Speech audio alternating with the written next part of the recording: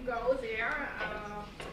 We have a wonderful treat for you. My name is Yasmin Kafai. I'm a professor of learning science here at the Graduate School of Education, and together with my colleague Susan Yoon, who's over there, we have organized this lecture series, The Next Generation, to kind of initiate a conversation and discussion what massive online, open online courses actually could look like. And so I see many of you have been here to previous talks by Dan Hickey from Indiana on MOOCs. They come up with all these crazy acronyms. And then Mark Gastal on ebooks, and Eric Klopfer from edX. So as you notice, we're not religious about platforms, even though Ken has bought into Coursera. And lastly, but not least, we have the pleasure to bring Candace Thille, who is now assistant professor at Stanford. But I want to make sure that we claim her because she's actually also a graduate of the doctoral program here in higher education. And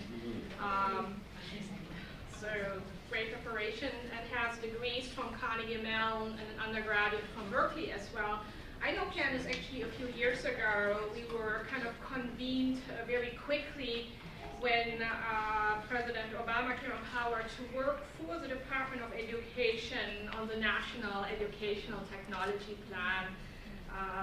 And what was special about it, and we only were given 6 months to generate a plan, and you can download this document, and this was way before the whole MOOC craze kind of started, but the document, I'm proud to say, we all co-wrote different sections, has incorporated many of the ideas which Candace has been working on long before MOOCs, were even coined as a term. I think over a decade ago, in 2002, she became the founding director at Carnegie Mellon University of the Open Learning Initiative, which I think is really setting the benchmark on how we should and can envision technology integration and online supported collaborative learning should take place. And I think over the last decade has created and shepherded many models of classes, both in post-secondary as well as K-12 education. And not just that, but also to kind of figure out how we can collect data, which we have massive amounts in these opportunities, and then also use it not just to form instructors, students, and everything else. Aside from that, I think Candace really has been, a leader in the field of online learning, together with colleagues from the Open University. So it's with great pleasure that she agreed to kind of come here and conclude our lecture series and talk about, there's another acronym, OLI, and I'll let her explain to you what that means. Thank you, Yasmin. Okay, so, I don't have a clicker, so I'll do that this. So what I thought I'd talk about today, since this is about MOOCs, is I'll first start talking a little bit about what's going on with MOOCs at Stanford. Then I'll talk about OLI, the project that I founded at Carnegie Mellon and am now doing at Stanford, and then talk about the intersection of the two and how that's going to lead us to the transformation of higher education. So I'll start off talking about Stanford Online, and the center of Stanford Online is VPOL. We call it VPOL, which stands for the Office of the Vice Provost for Online Learning. And this was started way back in 2012, where John Hennessy, the president of Stanford, said, we need to have somebody at Stanford on campus thinking about where Stanford is going in this place. So instead of plucked John Mitchell, who is a professor in computer science, and put him into this newly created role called the Vice Provost of Online Learning. And so then John quickly created a team that then created these services for faculty that wanted to do something around MOOCs or online learning at Stanford. So Basically what vPol does is they've got 3 different teams. The instructional design team, so when a faculty member says, I want to make a MOOC or I want to do something with technology, then they can work with the instructional design team who will help them think about what are the learning outcomes, how do I design this to support you to achieve those outcomes, and so on. They have a production team, which supports with the video production, helping write all the technology, do all that kind of stuff. And then the platform team, which I will talk more about in a bit. But what what Stanford had been doing before last year was they were writing, as many institutions do, their own platform to do this called Class2Go. And in June of last year, the vice provost made a decision to, instead of continuing to work on Stanford's own MOOC platform, to partner with edX, which was an organization that was started out of MIT, a not-for-profit organization that was started out of MIT and Harvard, but a separate not-for-profit that was creating a MOOC platform called edX. And instead of making Stanford as Stanford X, they did not join the consortium. Instead, what John said was, we will join in a platform development software collaboration under the condition that everything that is created by edX, by Stanford, by anybody is open source. And that created Open edX, which is the open source platform of edX. And so all of the engineering team that was working on Class2Go was redirected to working on Open edX. So Class2Go has been shut down, and so the platform that the Stanford's working on now is Open edX. Now, faculty who choose to do online experiments or courses can choose any of they're platform agnostic. So you can come, and if you want to put your course on Coursera, that's fine. The team will help you put your course on Coursera. If you want to put your course on NovoEd, which is another spin-out from Stanford, that's fine. Or if you want to do Open edX, because Coursera and NovoEd, the other 2 platforms, are separate companies from Stanford, but they were both started by faculty at Stanford who left Stanford to, at least on sabbatical, to start these companies. So, and then the fourth box of research is really my area, and I'll talk about that in more depth. So, for example, the kinds of courses that they do at Stanford in MOOC land is not just that there is that traditional sort of record the lecture, ask questions, but they also were doing a lot of experiments with how to use the technology in interesting ways. And this is one example. This was Anne Friedlander's environmental physiology course. And for example, the way she used the technology was to take her TA, who is Corey, and basically put all kinds of monitors on him and then put him in environmentally stressful situations. So like having him skydive, jump off cliffs, go deep underwater, and so that you could watch him doing that while at the same time watching the monitoring of his physiological signs, and through that teach environmental physiology. So it was a different and interesting way to use the technology beyond just recording. And Corey was obviously game. But it's a fun course. You can look at that one. I won't read these. I'll happy to give these to people who want them. But just basically, Penn, as you know, is one of the big, in the country, one of the biggest producers of MOOCs. And Stanford is, right up there with you guys. So there have been about, as of winter 2014, they've helped more than 145 Stanford faculty create 247 online courses. 163 of these are unique instances, are new courses. Some of the 247 are repeats. And then there have been about 50% of them were offered to Stanford students, also as flipped classrooms. And then about 61 of them were completely public MOOCs. And then there are about 1.9 million people have registered for one or more of the free public courses. And then since the fall, I like this statistic, since the fall of 2012, participants have interacted with a total of more than 4 million hours of Stanford online courses. So we were thinking about different ways of chunking that to make it more real, but 4 million, it's hard to grasp even what 4 million hours, how many lifetimes that is. Pretty international. People have participated from all over the world.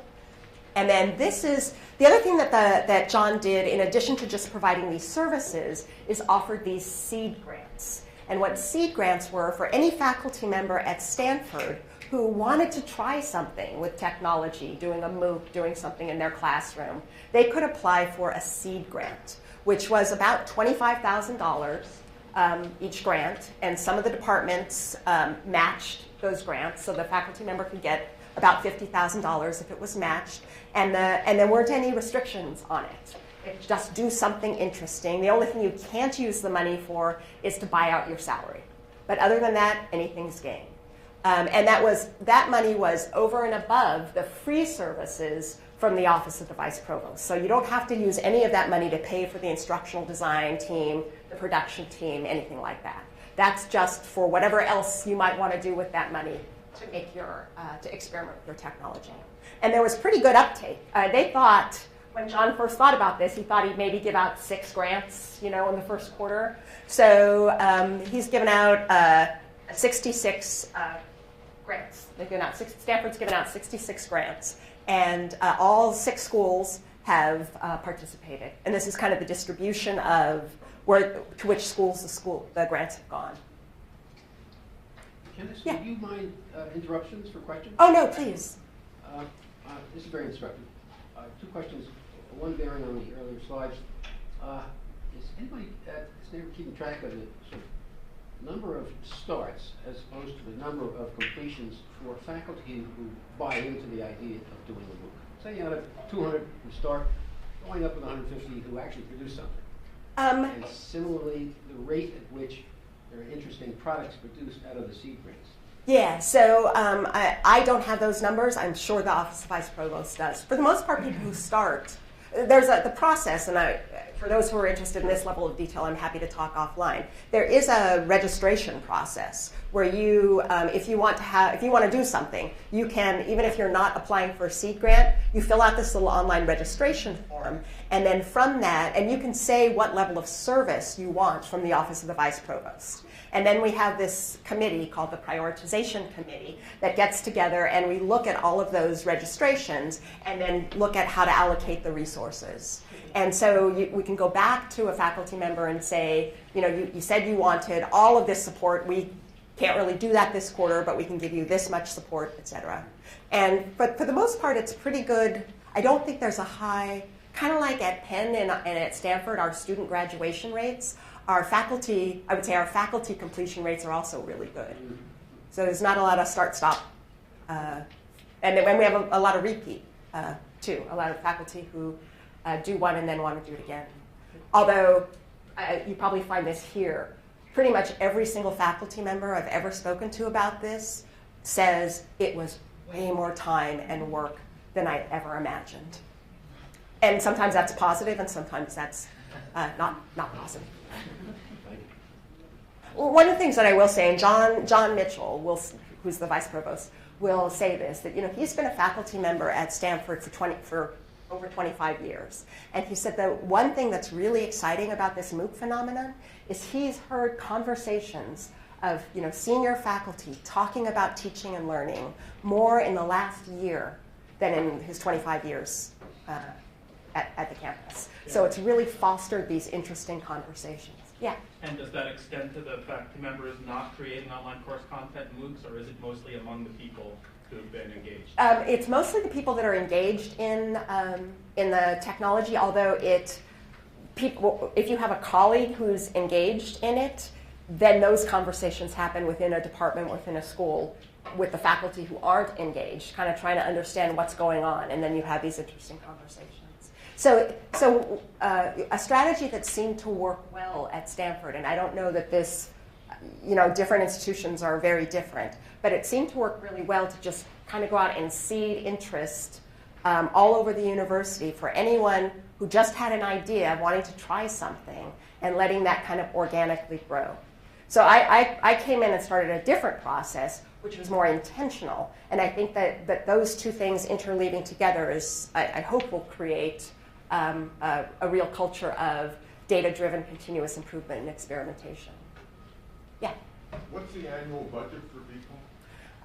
I don't actually know. I can tell you that, you could do some math here to know just even what the seed grants cost. And then, there are 8 full-time engineering people. I think, 6 instructional design staff. I'll get you the numbers, but you could do a back of the envelope, but I don't actually know what the exact budget is. We're in that budget conversation right now. It is not an academic unit, so my faculty appointment is in the Graduate School of Education.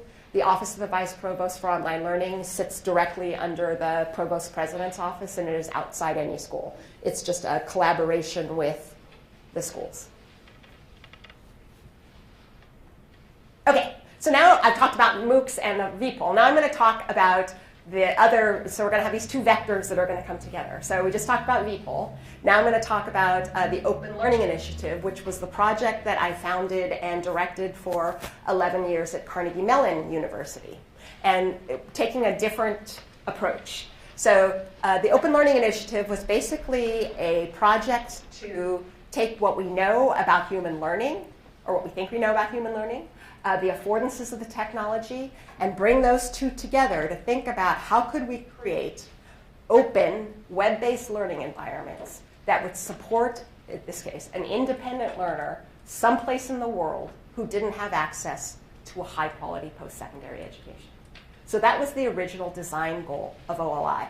And the Hewlett Foundation was our first funder, and they came to fund us, and about a year before they funded OpenCourseWare from MIT. So they were going around the country looking for other universities who would do OpenCourseWares, and they came to Carnegie Mellon asking, would you do OpenCourseWare? And we said, well, no, because actually we think that there is more to, if what you're really trying to do is create a high-quality learning experience that's more than just putting the course material that supports traditional instruction online.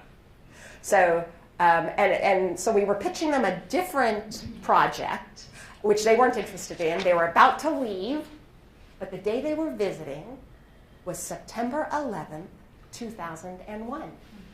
So they ended up spending 3 days in Pittsburgh that they were not planning on spending. So during that time, had a lot of conversation about what are the foundation's real goals, how could we construct something that was of interest to Carnegie Mellon and also would support the foundation's goals. And out of those conversations, really the idea of OLI was born, which was let's not just put the materials that support traditional instruction online, but rather let's bring together the expertise in cognitive science, in software engineering, and the disciplinary faculty. Let's bring them together to see, can we create a web-based environment that actually supports students to achieve learning outcomes. So that was the original goal, and we subsequently had funding from a bunch of other foundations. And so now I'll just give you a little example of the kind of work we did. So when I say we use what we know from learning science, or the science of learning, to inform the design, what that means is we take what the research tells us about how people learn and then think about how would that inform the design of the environment. So for example, we know from years that where students actually learn is not so much from sitting there listening to me talk to you, but actually attempting to engage in performance and getting context-specific, targeted feedback while they're attempting to perform. So we didn't put any video lectures. We put all of our energy into thinking about what are the cognitive tasks that a student needs to engage in order to achieve competence in intro stat. And then how do we construct a learning experience that would scaffold them to engage in those cognitive tasks? So a different design principle. So we spent our energy designing activities. And these are some activities, but I'll walk you through kind of a more in-depth example. So how many engineers do I have in the room?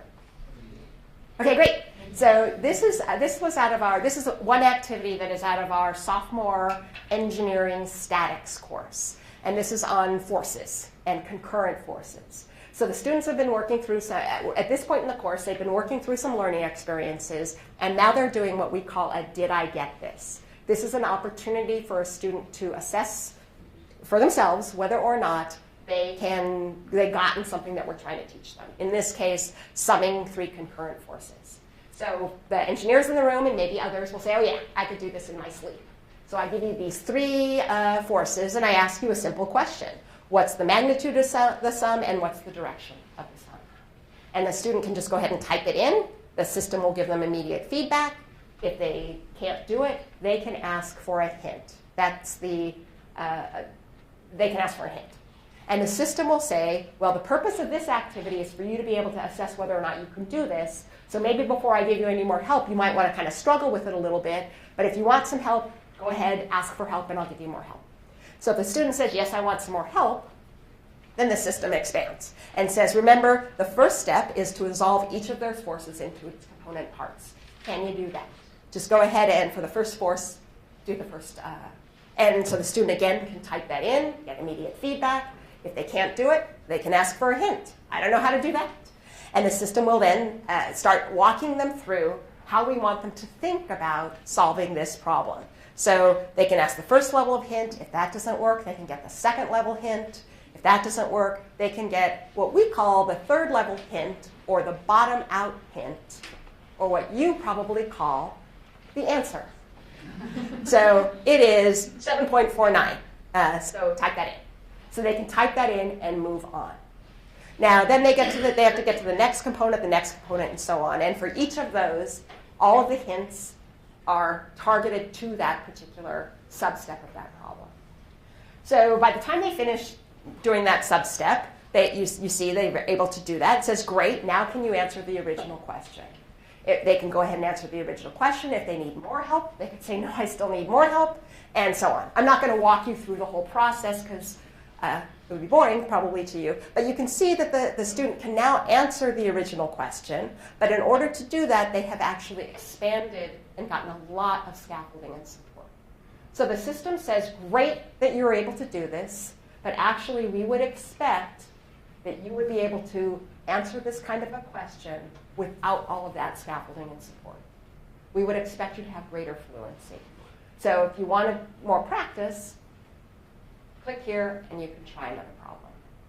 So what this gives students is basically 24/7 support in building fluency in these kinds of procedures. But you're all probably thinking, so that is based on work that we've been doing at Carnegie Mellon for the last 20 years in this area of cognitive tutors. Cognitive tutors are simply pieces of software that are designed to act like a good human tutor. So when a student is struggling, they can ask for help and support. When a student is sort of going way off track, they can get feedback. When a student is performing well, it just hangs back and observes. And you're probably thinking, okay, that's great for doing things like building procedural fluency, but higher education is a lot more than that. You know, that we want students to have these higher order skills where they can synthesize and apply these different tools to address novel problems. So I want to just bring this up because I don't want you to get the impression that all that is in an OLI course is a whole bunch of tutors. That's just one kind of learning activity. For example, in our chemistry course, chemists? No? No? Okay. So chemistry, one of the skills that chemistry students learn is stoichiometry, which it's a very mathematical procedure. And a lot of students learn that as a mathematical procedure, and they really don't have a lot of idea about how stoichiometry applies to chemistry or how the chemistry applies to the real world. So when we teach them stoichiometry in the OLI course, the first thing they get is a real-world scenario, which is the arsenic contamination of the water supply in Bangladesh, which is a real-world problem. The water supply in Bangladesh is contaminated in varying levels by arsenic.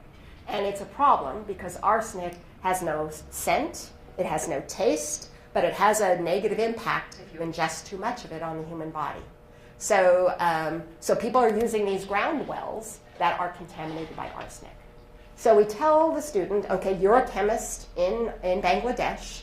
Here's a sample of well water. Is this water safe to drink?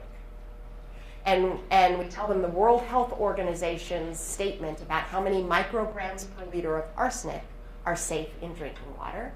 And then they can analyze the sample, and it will tell them how many moles of arsenic are in that solution. So to even answer that first question, they have to be able to convert from moles to micrograms per liter. If they can, and again, if they can't do that, they can get the tutoring and the feedback and all of that. And then once they can do that, then they move on in the scenario. Because as you would be surprised to hear, the sample we give them is not safe to drink. So then the next thing they hear about is a Bangladeshi chemist who has created a filtration system out of local clay. But the absorptive capacity of the clay varies depending on the clay. So they have to analyze the absorptive capacity of the clay to be able to answer the question, if a family of 4 was using a filter made out of this clay, using water that had this level of arsenic, how many times would they have to change their filter to keep their water safe to drink? So we walk them through this scenario, addressing this real-world problem, all the while in context, learning the tools of stoichiometry.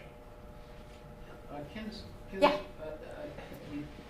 Your own portrayal of the problem scenario is sufficiently engaging, and it begs the question, are there people talking about this or to introduce the problem scenario? And as you see somebody, as excited as you are, as opposed to seeing these poor children drinking this arsenic-ridden water and so on and so forth, and no talking heads, just narrative on the screen? No, it's a video. So the documentary that they're seeing is like a PBS kind of documentary. I mean, it's high production value. Sort of, here's the problem. Yes. And then they see that little documentary, and then it's like, okay, you are now a chemist in Bangladesh, and here's a lab, and this lab isn't a part of the documentary. This is an actual virtual lab. So they get given this virtual lab. They get given a beaker that has water in it, and they use the virtual lab to analyze the well water sample. And then once they do their analysis, then so it's moving back and forth between watching this sort of documentary that's walking them through the narrative, and they're being in the role of chemist that's attempting to solve the problem. And then also throughout that are these just-in-time learning experiences where if they're like, I don't know how to do that dimensional analysis, then walking them through explaining how to do the dimensional analysis, giving them worked examples that they then explain, then the tutored problem solving, so that they build that competence in doing the dimensional analysis so they can do that step, and then they move on in the scenario. So it's moving them back and forth between the skill building to do what it is they need to do, and then they continuing in the scenario. Okay, so now I'm going to ask you guys a question, because you've been sitting there passively for a while. When people talk about the power of these technologies, usually they'll talk about one of 3 things. And I'm going to ask you which one you think is the real power.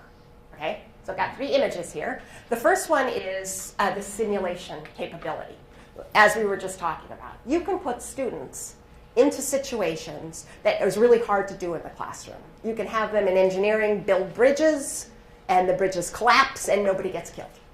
You can have them look in biology at things at very, very nano levels. So there's lots we can do with this technology that we can't do in the physical classroom. So that's what I meant there. That's the simulation capability of the technology. That's one of the powers. The other one is the one that MOOCs really play on, access and convenience. That if you have a computer, you can pretty much learn anytime, anywhere. Access and convenience. And the third one is connection.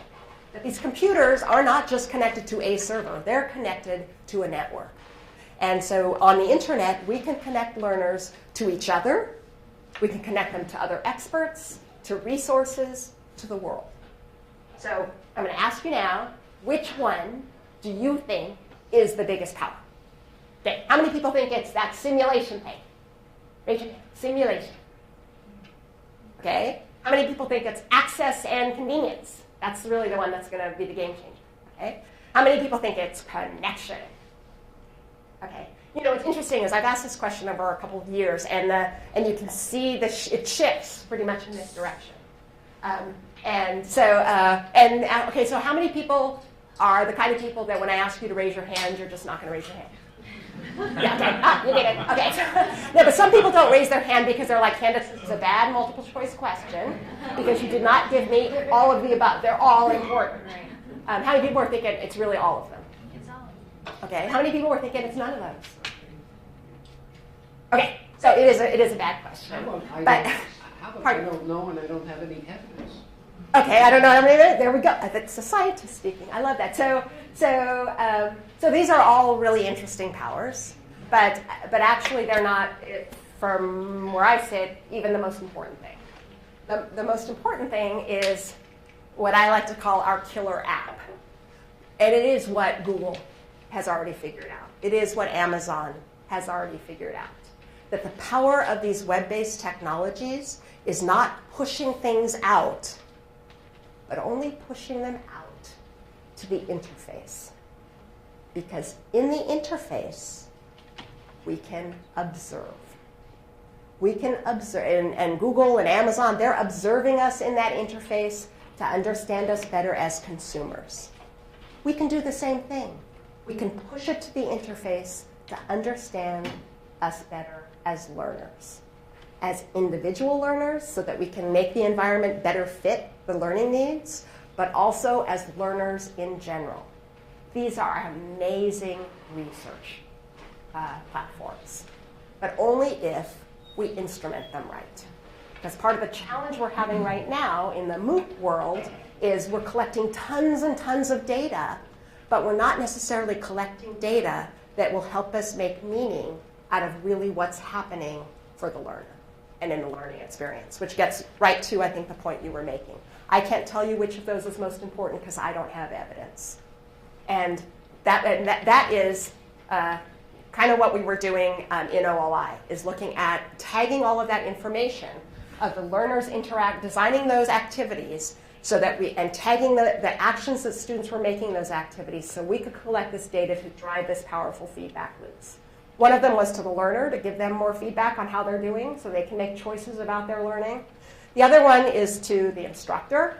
Imagine all of this data that we have that gives us real insight into the student's knowledge state, how valuable that is to an instructor who's trying to support a large class of people to move from one place to another.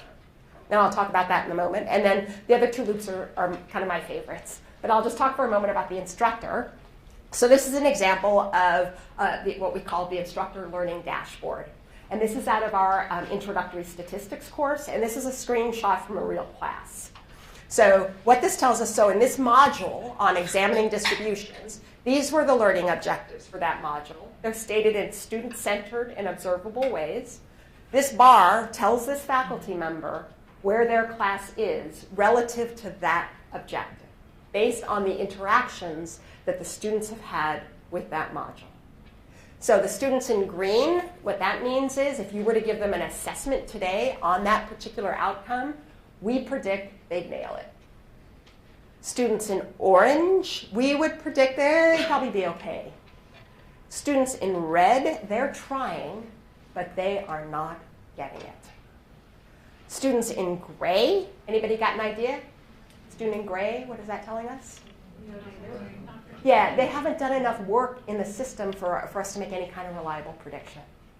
And so you could see how the night before you teach, if you said to your students, work through this module before, if I teach on Monday morning, work through this by Sunday night. And on Sunday night, you can look at this dashboard and make decisions about what you do in class the next day, based on where your students actually are. If you've got a little more time, you can click in and get more information. So each one of these bars is made up of students. Each dot in this case represents a student. And then you can click on any place in the bar and it will tell you the names of the students and how many activities they engaged in that are driving that prediction. So I removed the names because, as I said, this is a real class. If you were the instructor, you would get to see those names. And then you could click on any one of those student names and get the detailed profile for just that student across those outcomes. You can also look at that larger outcome, relate the measures of center and spread to the shape of the distribution and choose the appropriate measure and context. That larger outcome has some sub-skills associated with it. So we can also tell you part of the challenge that they're having in achieving that outcome might have to do with a particularly challenge with how to compute the median. Yeah, Joni. Yeah, Candace, how do you determine if what you're getting, this feedback, is a result of the quality of the simulation, the result of the quality of the tutorial, the result of the student interacting? I mean, how do you figure that out so you can make adjustments? Yeah, so there's a couple things that could be happening here. All this is telling us is our prediction about the knowledge state of that group of students or that individual student based on the interactions they've had with our system. And that prediction is based on an underlying model that we've constructed that connects the interactions with concepts or skills, we call them knowledge components, that then are weighted to drive the prediction about that larger outcome. So you're absolutely right that if there's something that's not performing well, it could be any number of things. It could be that individual. So I'll tell you, when we first build a course, that model is constructed by the disciplinary faculty, in this case the statistics faculty, with the cognitive scientists, with the team. So they create the first model, and we call that the naive model, because that's built out of the best estimate from experts. And so the first few times we're running the course, we're collecting data against that and giving projections against that naive model. But what happens is, as we collect lots and lots of data, we can start to analyze that model and reweight it.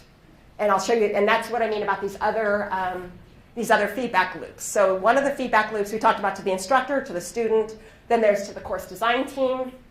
So the student gets the data feedback for just their interactions. The faculty member gets the data feedback from their class. The course design team gets the feedback, gets that data from all of the courses that are running that class. So when we developed, say, the introductory statistics course, it's one piece of courseware. But like last quarter, it was used in 60 different institutions, a variety of Carnegie classifications. So the course design team that's working on statistics gets that data for all of those courses. And then the other group, which is kind of similar, are the learning researchers. And so then this is the kind of data that across a course you might get, a learning curve analysis. And this shows us, and this would be for like a particular knowledge component, like compute the median. So all the activities in the course that are tagged with compute the median, we can look at, well, let me explain how this is. So remember when I showed you that engineering statics tutor where the student could go hint, hint, hint, type in the answer? I mean, probably a lot of people are thinking the student's just going to go hint, hint, hint, type in the answer, hint, hint. Yeah, they could do that. The difference is we know that they're doing that. So the y-axis is what we call the assistance score. That's the number of hints or feedback that the student got when they were engaged in that activity on that particular knowledge component. The x-axis is the number of opportunities they had to demonstrate that knowledge component. Is this getting too abstract? Okay, so I want to make a distinction here between the kinds of things we were building and the things that are really common today. So there's a really popular web-based academy for learning things, and they have a mastery model. But usually if they were going to say, I'm going to teach you to compute the median, how that would work is, here's how you compute the median. Here are 10 arrays of numbers. Compute the median 10 times. If you can compute the median 8 out of the 10 times correctly, we say you can compute the median and move on. So that's a kind of an old mastery approach. That's not what we're doing. Because to me, that is under-leveraging the power of this technology. And also under-leveraging what we really mean when we say we want the student to be able to compute the median. What we really mean is we want the student, to say that a student knows the median, what we really mean is we want them out in the world someplace when they're trying to solve a problem for which computing the median would help them make traction on that problem. We want them to be able to recognize, oh, if I compute the median, that'll help me move forward. So recognize when to compute the median, then be able to compute the median correctly, not do the mean or the mode or put the numbers in the wrong order or whatever. So do it correctly. And then once they have the answer, to use that answer to move forward on whatever the problem was they were working on. That's what we really mean. So in these kinds of environments, instead of just giving you 10 arrays of numbers, I can give you, over the course of a quarter or a semester, a whole bunch of interesting projects and tasks for which I know a sub-step is compute the median. And every time you get to that sub-step, in all these different problems that all look very differently, I can see whether or not you knew to compute the median, were able to do it, and use the answer to move forward, or whether you had to ask for a hint, or get feedback, or try a bunch of times. Because every time you do that, that contributes to this assistance score.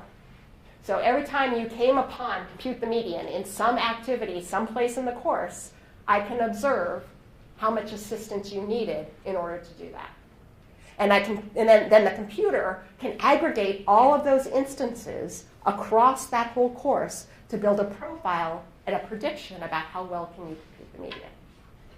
So you get that's kind of, and to me, that's part of using the power of the technology to be able to not have to flag to the student, but you can still flag to the system what the student is doing and aggregate that to build a robust picture of the student's knowledge state. Okay, so just quick review. We apply, back to specifically Joni's question. So one of the things that we can do is, if we're looking at these nicely downward sloping learning curves, that's great. But sometimes, they come down like this, and then they'll hit an inflection point and go up, or go flat, or there'll be a blip. And so, a lot of times, like a big blip can mean, ooh, there's something not right about that problem. So we need to go in, we need to click into that point and see what's that challenge that we had coded as compute the median that maybe is conflated a bunch of things, or maybe it's designed poorly or something like that. So looking at these learning curves are one way of identifying where in the course or where in our knowledge model we need to do some refinement. And when you have lots and lots and lots of students in lots of different contexts using the environment, then you can start use the data to refine it like that. Okay, so quickly, we apply learning research and the scientific method to the course development. We develop interactive environments collaboratively with teams. We give feedback to all those groups for continuous improvement. And then we have communities of use and evaluation across the country that are all collaborating to make this all work.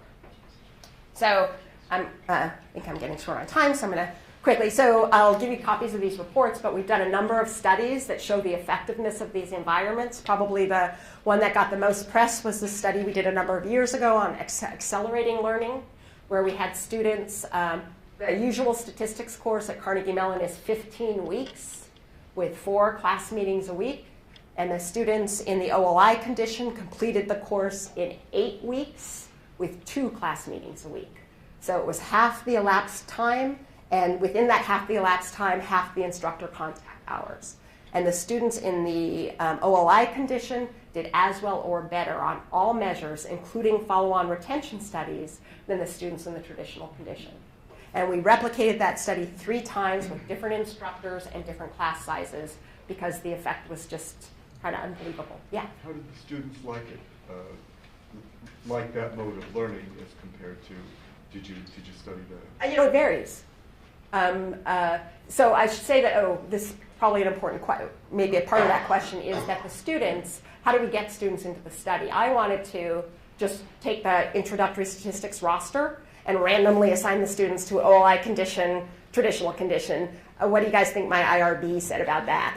It actually wasn't the IRB didn't even matter. It didn't care as much as the, not even the instructors. It was more the administration, student services. They're kind of like, because you know what, tuition at Carnegie Mellon is like it is here, and they were thinking, my student's gonna go tell their parents that I'm taking stat from a computer this quarter, and anyway, so what they would let me do though was send a note out to all the students who had enrolled in the introductory statistics course saying that we were doing a study and inviting them, if they wanted to participate in the study.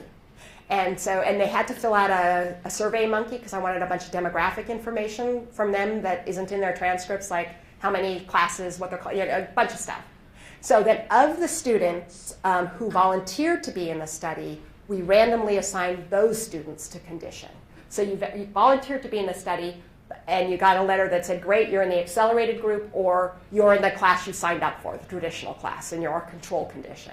So we actually had 2 control conditions. We had the students who never volunteered, who were just taking the class they signed up for, and then we had the students who signed up to be in the study and were assigned to the control condition. And we did do pre-tests and post-tests on all 3. And what's interesting is there was no significant difference within control condition between those who volunteered and the ones who hadn't. So in any case, the study's I think the study's really interesting. You're welcome to read it. But some of the, and we did have in the study design, we made it really clear to the students that if they were assigned to the accelerated condition, and if at any point in the quarter or semester, they felt like they didn't want to be here, they made a mistake, we would immediately move them back into the traditional condition and get them ramped up if they needed it, so that they would be supported and affected. But we had no students who chose to move from the accelerated condition to the traditional condition. Yeah. Yeah, you say that's half the time. That's half the course time, or is that half the student time? That is, were students doing more outside of class? Great question. We knew that question was going to come up. So we also did during the study sampling at various weeks during the semester of students both in the control condition and students in the accelerated condition, where we had them go at the end of the day and fill out a survey monkey about how many hours. We asked them questions about how they spent their time that day. And many of the questions were about in statistics versus other things. And there was no significant difference in the amount of time students were spending outside of class studying statistics, which is interesting because they were spending essentially a quarter of the time in class studying statistics. So, yeah. And we could validate the self-report of the students in the OLI condition because we could compare their self-report against the system log. We just had to believe the students that were not in the OLI condition that their self-report was accurate. And the self-report of the students in the OLI condition was accurate, so we didn't have any reason to suspect that the self-report of the other students was horribly off. But there was, yeah, that's a great question. Okay, anyway, and so we did this study, and then everyone said, okay, that's really cool, but of course at Carnegie Mellon, that's like doing a study on Penn students. Really. So Bill Bowen, who was formerly the president of Princeton and then the Mellon Foundation and now runs the Ithaca Foundation, convinced his colleagues in the University of Maryland system and the University of New York system and the large publics and small regional publics to do a version of this study and to see if it would work in large public institutions. And they weren't able to do the same accelerated learning study because for all kinds of reasons, but they were able to show a 25% increase in or I guess reduction in time to competence. Okay. So while this was all really cool, there were some real limits in what we were doing in OLI version 1.0. And some of them are, first one is that the O in OLI does not stand for online, even though people all think that. It stands for open. It was the Open Learning Initiative. So all of the courses that we created, we openly licensed with Creative Commons licenses so that anybody could use them. What I did not do, and I made this as a conscious decision, is we built our own platform to run these courses because there weren't any platforms that could support the kind of learning design and feedback that we needed to build. So we built our own platform, and I did not make it an open source platform. And that was a conscious decision 10 years ago. And it was a conscious decision 10 years ago because I knew, or I believed, if I made it an open source platform, the whole project would become an open source software project. And it's limited resources, limited bandwidth. I wanted to focus on the learning design, not on the software. So I had my team of engineers that would design the platform any way I needed them to do to support the learning design, and so we kept it closed. So that had the unfortunate consequence of that platform was wholly owned by Carnegie Mellon.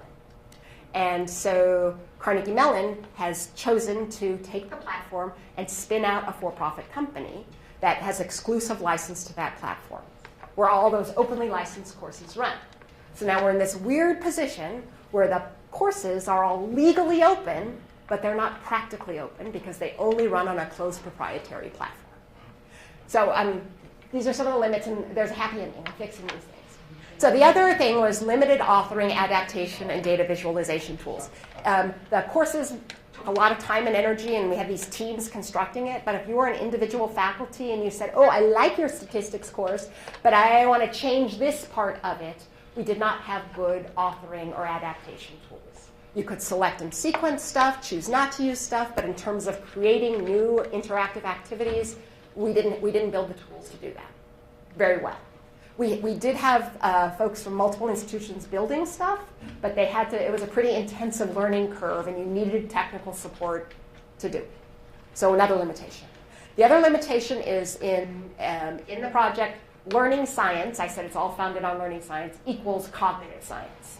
And we're in a graduate school of education, we know that there are many more things that contribute to a student's success or lack of it than just the cognitive tasks. So learning science is a much broader theoretical foundation than just cognitive science. We had focused on the individual learner, and that was partly a function of the decade we started in, where it was the computer and the human interacting. And then we did primarily STEM courses, chemistry, economics, physics, statistics, etc. So how to address the limits of OLI version 1.0? Anybody got a guess? OLI version 2.0 at Stanford. Yeah. Good. Hello, Candace. How are you? I'm fine. How are you? I'm a colleague. The power of this is open access, and the power of it is the global open access and the feedback from all of these millions of points all over the world to improve the product. So why did Carnegie Mellon choose to spin this off for a for-profit company, and then what do they aim to do with that for-profit company? Where is it now? Okay, so the for-profit company, so the why question, that's a much bigger question, which I'm happy to talk about, but that would take up more than the rest of our time. But I get where they're coming from. So the for-profit company is interesting because it's wholly owned by Carnegie Mellon.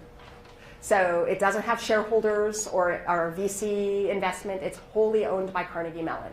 So all the profit that's generated by that company will go back into the company and into other companies that are wholly owned by Carnegie Mellon. But then any excess profit will go back into the university to support the research. So that's the, so that, in a nutshell, that's really the goal of that. And part of the why is that if y'all look at what's happening in higher education with, you can't push tuition any higher, Carnegie Mellon has a tiny endowment relative to, especially Penn, tiny endowment. And mostly it runs on research grants. And so our provost at the time was looking at what's the future bringing and said, I need another revenue stream that's going to keep this research and development enterprise running. And so having a for-profit company that could generate, I mean, these are really powerful environments and can generate a lot of revenue too. So let's have that revenue feed back into the research. So that was the mental model for that. So who's using this product now? For-profits and not-for-profits? No, it's so the company that is a for-profit company is part of what we also built in OLI was this big community of use. So there are lots of community colleges, regional colleges that are using the OLI courses to support their teaching and learning in place of like a textbook or as part of an online component. And so now they're just paying a fee for that. They weren't paying, anyway, so now they're just paying for the support of that. But soon they'll have a choice because some places want to have a commercial provider that with all the bells and whistles you get with a commercial provider. Some folks don't want that. And so part of what we're doing in OLI version 2.0, remember how I talked about Open edX? So part of what we're doing at Stanford is building into the Open edX platform, which is an open source platform, the functionality to run the OLI courses. And as soon as we have that functionality built, then I can pull the openly licensed courses from the old OLI platform into the Open edX platform, and they will exist in both places. So institutions that want all the support and so on of a commercial provider can have that. Institutions who want to be in an open community-based research activity can have that. Yeah. So what are the implications for the non-open part of edX? You know, ultimately, does that mean that the edX that runs generally from MIT and Harvard and elsewhere will have OLI capability? That would be, that's a really interesting question, because there's the open source, open edX community that we're building now. And so what is in the edX platform that edX chooses to have in their platform is a decision that edX as a platform provider will make. So everything that we're building everything that we're building to support OLI into the Open edX platform, we are offering back under the open source terms. So it is available, and it would be up to edX to decide which of those features and capabilities they want to migrate into the edX platform. So there's no signaling from them about interest in... Oh yeah, they're interested. Okay. Yeah, absolutely. Yeah. But so anyway, that's a whole nother, and so part of what we're doing right now too is building that open source. The thing that I knew that I wasn't going to have the time and bandwidth and resources to do 10 years ago, I'm not doing that now. Someone else is doing that now, but building that open source community around the Open edX platform, that's happening now too. Okay, so at Stanford, so how we're blending these together. So one of them is the office, I already said, addressing these limits. One of them is the Open edX. And the other thing about edX is they spent a lot of time from the beginning building authoring tools. So as we augment the platform to support these capabilities, we're also augmenting the authoring tool suite to be able to author these kinds of capabilities. So we'll have a platform that has all these cool features, but also has a way of supporting individual faculties and schools to make adaptations and extensions from a data-driven perspective. Because part of what I'm trying to do is build this into a community of research and practice, where if you're going to make a change, we'll collect the data and let you know whether or not that change actually supported learning or not, as opposed to, oh, I'll just change it because I think it's going to sound better. The other things that are going on is, so these are the organizations that I'm collaborating with at Stanford. So there's this Education's Digital Future, which I won't spend a lot of time talking about because we're running out of time, but this is basically the community component where we are inviting, we teach a class every quarter that is a regular Stanford class that anybody from the community is welcome to sit in on, and we do these public forums to bring thinkers and the community in to talk about what's happening in education and digital education in the future. And then this is the one I want to talk about. It's really exciting. This is the Lytics Lab. The Lytics Lab is a group of doctoral students from across the university, computer science, engineering, human-computer interaction, communication, education, psychology, economics, across the university, who are all interested in doing research in these online environments. And so they kind of organically came together to kind of look at what could we do. And now I and John Mitchell are their faculty advisors. So we have a formal lab now called the Lytics Lab, which are these doctoral students from across the institution we are cross-disciplinarily constructing and looking at research in online environments. And the kind of research they were doing before had mostly to do with analyzing the exhaust that's being thrown off by MOOCs. But now we're also doing interventions, doing actual experiments to both refine learning theory and improve the environments. And so I could talk for a whole hour about the Lytics Lab, but if people want to talk about anything specific about that, I'm happy to too. But that's very cool group of students. And this is kind of the approach that we're taking now in OLI. So we're coming both from the theory. So I don't want feedback on whether this chart is workable. John Mitchell, Vice Provost, always says, Candace, that's an eye chart. But it makes sense to me, so I'll talk you through it, and then you can tell me whether John's right and I shouldn't use it. So the idea is that in order to create these explanatory and predictive models of student learning, kind of what Joni was asking, how do you know your model, how do you know your environment is actually supporting learning? How do you know your model of the learner is actually accurate? So to build these explanatory and predictive models, we need to come at this problem from both directions. So from what most of the MOOCs are doing now are really coming up from the data-driven side, using machine learning algorithms, educational data mining, all kinds of interesting statistical modeling and network analysis to be able to make predictions. The challenge with a lot of those predictive models that we're building in machine learning is we can predict something. We can say that student by their behavior, is going to stop out of this course in 2 weeks. And we're getting really good at being able to do that. What we're not very good at is being able to say, okay, why? So if I don't want that student to stop out in 2 weeks, what's that particular student's challenge that they're going to stop out? And how do I intervene in a way that would provide more success for that student? That's why we need explanatory models, not just predictive models. And rather than trying to build the explanatory models from scratch out of the data, just like Justin Reich's blog out of Harvard X, he wrote this thing, 2 years of MOOC research, and we can definitively say if students do stuff, they do more stuff. What a finding. So what I'm saying is there are years of research that can inform predictions and design about learning environments. And rather than just trying to look at patterns from scratch, let's start with those theories, create testable hypotheses that then we can test against our predictive model. So let's take both directions. So, and at Carnegie Mellon, as I said, the major theory that we're using were theories from cognitive science. At Stanford now, we're expanding that to work with the researchers like Harold Dweck, who works around mindset, Claude Steele, and other people besides Claude's now left, who work on identity and stereotype threat, looking at the social context of learning, not just the individual learner, but the group in which the learning is occurring, looking at metacognition, engagement, other kinds of theoretical underpinnings, create experimental interventions, test those hypotheses to inform those predictive models.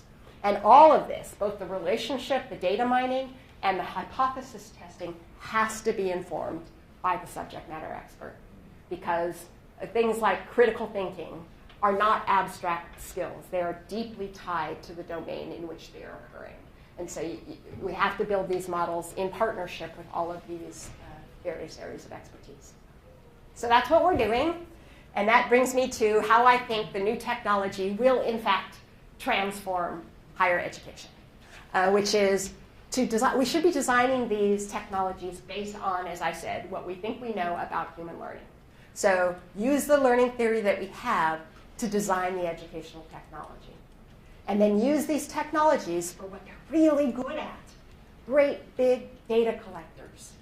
And collect the data, analyze the data in light of the theory, refine the theory and refine the models, and use those refined theories and models to redesign the educational technology, to collect the data, to analyze the data, and so on. So what we get is this virtuous cycle integrating research and practice of continuous improvement. And I think once we get that thing going, that's how we're going to make huge leaps in improving education. So I'm going to leave you. In order to do that, we need data. And there's big questions up now about who owns the data, especially if the data is generated on a commercial platform. I mean, one of the real advantages of doing Open edX is we own our own data. If you're working with a commercial provider, what happens with that data and what even happens with the experimentation has to be negotiated in the terms of service agreement. So our goal is to have the data be as openly available and shareable as possible while addressing the concerns of privacy of the individual. And that's a whole new area that needs to be really thought through. That, as I said, my IRB wouldn't let me do stuff. And that's because they're working from human subjects guidelines that were designed for different kinds of human subjects experiments. And so they're really struggling with how to redo guidelines in a way that protects the integrity of the subjects, but also makes the data as available as it needs to be to forward research. So we're bringing together at Stanford a group of people from all over the country, all over the world, data scientists, lawyers, IRB people, learning researchers, to try and unpack how can we collect the data for maximum research benefit and protect privacy. And there's somebody coming from Penn, I forget who it is, but Penn is represented in this group. And it's going to be at Asilomar in June, and it's going to be like the Belmont meeting that generated the Belmont report that sets the human subjects guidelines. We're thinking this is going to be the Asilomar meeting, which will generate the Asilomar report, which will then henceforward help support human subjects research. Yeah. Yes, Al? I'm sorry, I just have one more question about the data. Who owns the data? So if a student gives you some of their access to their cognitive data that they put into the system, and you mentioned the IRB and the medical parallel to that. In medicine, people are now saying, or substitutes are now saying, that's my genetic material that I gave you, therefore I own that. So what about the cognitive material that the student contributes to? So right now in OLI, the way we handled that is we had IRB approval, and when you log into when you first create an OLI account, the first thing you get is a consent form that outlines for you what it is we want to do with your data, and you say I agree or I don't agree. And the only difference between I agree and I don't agree, the only difference is whether our data collector is flipped on or flipped off. So if you don't agree, we just flip off the data collector. If you agree, we flip on the data collector. And in your OLI homepage, there is always an indication visible to you about what your status is with respect to the research. So at any point, if you're working through your statistics course, you're like, you know what, I just learned about subjects, and I don't want to be part of this experiment anymore, you can just click in and change your status, and we'll immediately turn the data collector off. All the data that you've given us to that point, we still get. But from that point forward, we turn off the data collector. And that's just the way we've handled it to date. And we do, for the data that we collect, we do assign anonymous IDs, that we have a key. So anything that gets exported to the research analysis is exported with anonymized IDs. But there's a whole question about won't go there. That's the stuff we're going to be talking about in this Silmar. Yeah. Okay, so I'm just going to close with my last little thing, then we can have conversation, which is William Baumol, who was an economist who posited this theory called cost disease, where he predicted that the cost of higher education was going to escalate way beyond the cost of inflation. And he said there wasn't anything that we could do about that because it was a labor-intensive industry. And so he said back in 1967 when he was making these predictions, without a complete revolution in our approach to teaching, we cannot go beyond our current levels of productivity. I think what's happening today, I used to say such a revolution is possible. I say that revolution is happening. My real question is, who's going to lead it? And I'm imploring not-for-profit higher education and folks within not-for-profit higher education who care about learning and care about education to step out and lead this puppy. And not let just the commercial entities lead it. And also, even though some of my best friends are computer scientists, we can't let the computer scientists just lead alone. So that's it. And I think you're free now. Yeah? Can you go back 2 slides? You bet.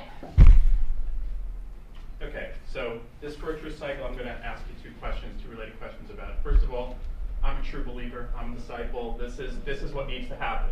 Okay, great. So what I want to know, my casual observation is that Stanford, MIT, and Harvard have done a good job of positioning themselves to do this. So the first part of my question is, would you agree, and who else is? And the second part of my question is, as a guy here at Penn, I want to create these conditions. How do you create the conditions to connect the people, to connect the efforts, to start the flywheel of this virtuous cycle? Okay. So it's interesting because I think so Stanford, Harvard, and MIT are sort of doing this dance. I would say are doing this dance right now. In fact, I was last month as a brand new, freshly minted faculty member at Stanford. I was invited to speak at the annual Board of Trustees meeting, which I thought, well, that's kind of cool. But because the trustees of Stanford are in this question, as I think probably the trustees at Penn are in this question of what should our role be in this space. Things are happening. What should we be doing? So I think at the trustee level, I talked to the faculty senate, at the faculty level, and at the administrative level, everybody's kind of in this question about how should we position ourselves and what should we do. And what I said to Stanford when they were recruiting me is, the world already thinks Stanford has made a decision about where they are in this space. If you ask the world, what's Stanford doing in this space, they will say Coursera, Udacity, that's probably what Coursera probably, and then Udacity, because people think that is Stanford. So if you want to be making a different move in this space, you need to make a different move in this space. And so so I wouldn't say that Stanford has made its move yet. We're making our move now. We're bringing people together to make the move. And I'm trying to help shape where that move goes. And my message is a couple things. One of them is places like Penn and Stanford and MIT and Harvard are in a really privileged position, both because of the resources we have, as well as the research we have, but also because of the position we hold in everybody watching what we do and taking what we do as okay, as what should be done. And so with that privilege, so that's a really privileged position. So it's not an option to sit this one out. It's just not. And we need to think about what is the value of higher education, and how do we express that value effectively using the affordances of these technologies and this research. And to me, it is being really clear that this is an integrated research and practice, that this is a real opportunity to learn a lot more about learning and a lot more about how to use these technologies effectively to make really effective educational experiences for many, many, many, many, many more people. And so what I've been doing since I got to Stanford is I've been going around meeting one-on-one with lots of faculty to listen into where is their research interest and how does it hook into or not this space. And then what's also really interesting about Stanford, it's pretty big. It's much bigger than Carnegie Mellon was. It's pretty big, and there are people that are doing really interesting stuff, and 2 buildings down, those people have no idea what's going on in this building. And actually what's going on in this building would be really helpful to what they're doing. And so part of what I'm also trying to create is just those connections, because I'm talking to all these faculty, and it's like, wow, that's really interesting. In the human biology major, in the sophomore year, you see in this particular course, you lose a ton of students. And they're primarily women and underrepresented populations. And that's something that is just bothering the biology faculty. It's like, wow, here's this person over here who's doing research in identity and motivation, and this person over here who's doing stuff in concept development. And let's bring this problem that you have and look at their research and see how we could construct a learning experience that their research would predict would help that problem, and then see if it does. So we can, and then if that works, we can make that available to, because that's not a unique problem to just Stanford. That's happening all over the place. So if we can figure out how to crack that nut here, then will that help inform how we crack that nut someplace else? Which is the other thing, is that I'm building partnerships not just within Stanford, but with Stanford and other institutions, and not just Penn and MIT and Harvard. But, Foothill De Anza Community College, which is 2 miles from us, CSU Monterey Bay, CSU Dominguez Hills, the University of Maryland system. So this needs to be a collaboration among institutions of all Carnegie classifications. And it's fun. It's a lot of work, but it's fun. So I don't know if that got to your question, but it is about you have to, if you want to get, that's the other, people always ask me, how do you get faculty to do this? And I can't get faculty to do it. There has to be something in doing this work that resonates for what they find interesting. Because we have grants and stuff, but it's not nearly enough money for what it really takes. So there has to be something about it that answers a question that is really interesting to that faculty member. They have to believe they can get further in collaboration than they can by themselves. Question about your athletics lab. Uh-huh.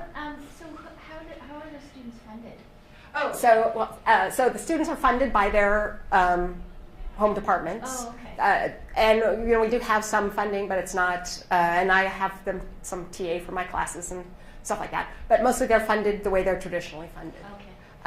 So yes, so there is this, but what is the case is, so they're doing this primary research in an area that is not the primary research of their primary advisor. Right. So I do have conversations with their primary advisor to to sort of talk about how does this all work so that everybody is comfortable with it. Because I don't want people to feel like I'm poaching doctoral students. I'm not. But they come to our lab meeting, but they often will also go to their primary lab meeting. So they have RA-ships or they have graduate assistantships somewhere else as well, and this is something added? They could. Okay. Doctoral students at Stanford, probably like yours, doctoral students at Stanford are very well supported. Right. They don't,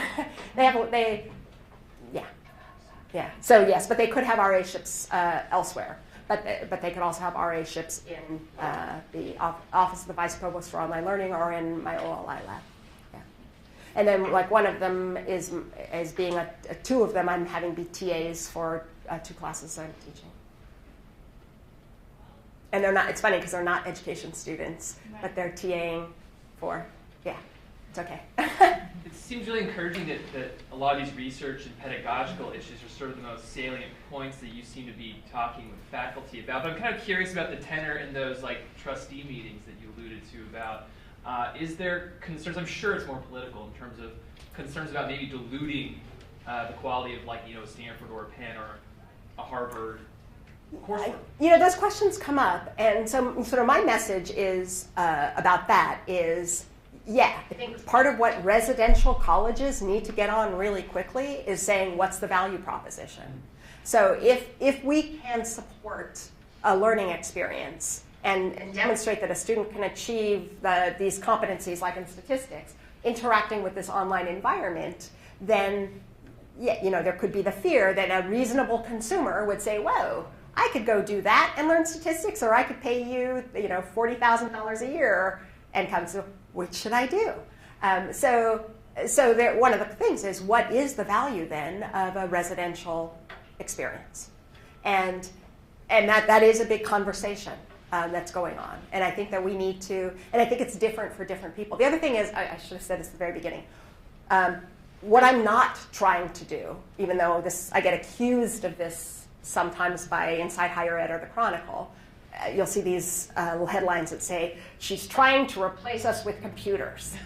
And I used to say, when I would be in meetings with faculty and someone would accuse me of replacing them with a computer, what I used to say, which I do not say anymore, is, frankly, any faculty member that I can replace with a computer should be. And what I meant by that was what we do as faculty is so much richer, so much more important and human than what I could do with a computer, that if you think all you're doing is what I'm doing with my computer, then you're not being a faculty member. So I was trying to elevate the role of faculty with that, but it wasn't heard that way. So except for to say that I don't say that anymore, I don't say it anymore. But yeah. So, because I think the real interesting, like all these horse race questions that to the extent people are doing experiments in online at all, they often do horse races. Which is better, the online course or the in-person course? That is such an uninteresting question to me anymore. The interesting question to me is, what are the affordances of the technology? What are the affordances of what a learner can do with an expert? What are the affordances of what a learner can do with other learners? And how do we blend those in the optimal ways, given the challenges of the context, of the domain, of the learner, all of those variables? And that's a really interesting and complex question.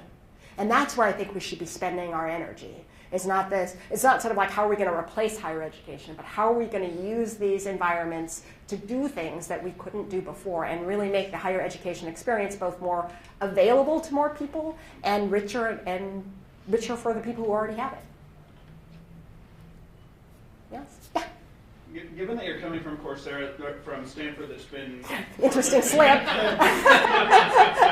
prolific on the Coursera platform and now is getting involved in this, I'm curious how they compare in terms of the investment required to create an OLI type course or a Coursera type course, both in terms of time and resources, and sort of what the implication is for that in terms of quality versus quantity of these courses and the educational impact they have. Okay, so the woman who's in charge of platforms in that box thing, that I showed you, her name is Jane Manning, and she just wrote a blog piece that was comparing Coursera, Open edX, and NovoEd. And so she kind of, and there are people now that are doing sort of feature evaluations. So there's that piece. Now, the difference between OLI and any of those, there's a big fundamental difference, which is the role, in some ways, the role of the faculty member. So in a Coursera course or in any MOOC, usually how it comes is the faculty member says, I want to take my course and put it online. So the owner of the course, the driver of the course design is the faculty member. That was not how we did it in OLI. How we did it in OLI is I said, I want to make an introductory statistics course. I need to put together a team. And that team is going to have on it learning researchers, software engineers, human-computer interaction experts, universal science for learning experts, and domain experts, statistics faculty. Do you, as a statistics faculty member, want to participate in this development team? More than one statistics faculty member, because we wanted people to feel a large sense of ownership about the course, but not the kind of ownership of, this is my course. So, and that actually had very interesting implications for both the time commitment and the what we were able to do in terms of driving the effectiveness of the design. Because then it became instead of a you're criticizing me as a person, as a teacher, this is now an interesting research project where I want to understand how do students really get sampling distribution. And this is the way I've always tried to teach them that. And gee, it's interesting that approach, that there's this other way we could think about it that actually might work to get it better. So it is. Those two are more different than the others. And in terms of the differences within Open edX, Coursera, et cetera, I would encourage you to look at Jane's analysis. Yeah. Could you give me a reference to that blog? Sure, I will. I'm sure it's on the online. It's probably on. I'll send a URL to Yasmin, and she can. I'll distribute it magically. Okay. Yeah, I mean, I can look it up before we leave today to give it to you particularly. Yasmin?